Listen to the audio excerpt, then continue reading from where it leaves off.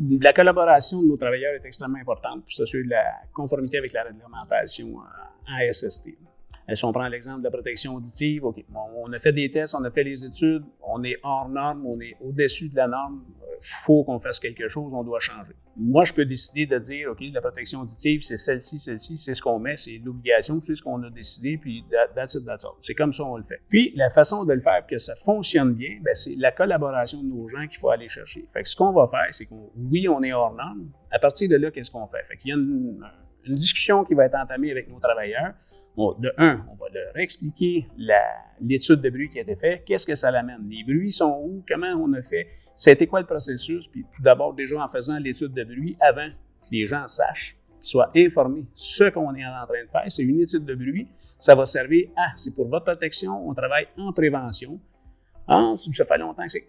Oui, mais à partir de là, qu'est-ce qu'on fait? On le sait, on est conscient, on veut le faire. Fait que nos travailleurs, c'est de les impliquer là dans le processus de l'étude de bruit.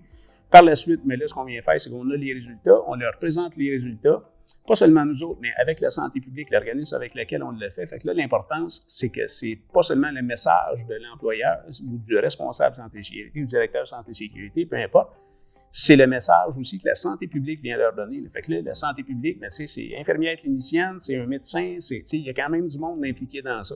Fait que le message, il porte différemment. Fait que là, on est capable d'aller chercher une certaine collaboration. Si on va aller chercher la collaboration, mais dans l'application des méthodes de prévention qu'on veut faire, ça veut dire dans le port de protection auditive ou la réduction. C'est sûr, on travaille toujours pour l'élimination à la source. On en a quand même fait. On a changé des compresseurs, on a changé des équipements. Il y a plusieurs choses qui ont été faites. Des silencieux qui ont été ajoutés sur des équipements. Là, ça, c'est des choses qu'on a fait avec nos travailleurs qui ont été testés. Puis c'est comme ça qu'on en est venu avec ça. C'est pas juste nous autres qui avons décidé de faire ça. Puis ensuite de ça, pour le choix de la protection auditive, parce qu'on n'avait pas le choix d'aller là, ce qu'on a fait, c'est qu'on a donné aux travailleurs une douzaine de protections auditives. On leur a dit, testez ceux-là, choisissez dans ça. Puis ça, la gamme qu'on vous donne, c'est dans le budget qu'on a. Oui, il y en a des protections auditives à 500, à 300, des protections actives, il y en a plein. Mais ce qu'on veut, c'est vraiment ça. Ça va combler les besoins qu'on a, ça va assurer la protection de votre ouïe.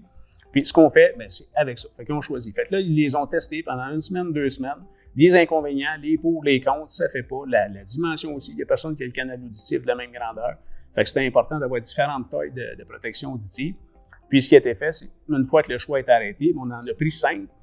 Puis dorénavant, c'est ceux-là qu'on a dans le magasin, aux pièces. Les gens vont chercher les mécaniciens. C'est ceux-là qu'ils utilisent pour faire les tâches quotidiennes. Mettre quelque chose en place, c'est facile. Mais de le maintenir dans le temps, c'est autre chose. On ne peut pas y arriver sans la collaboration de nos travailleurs.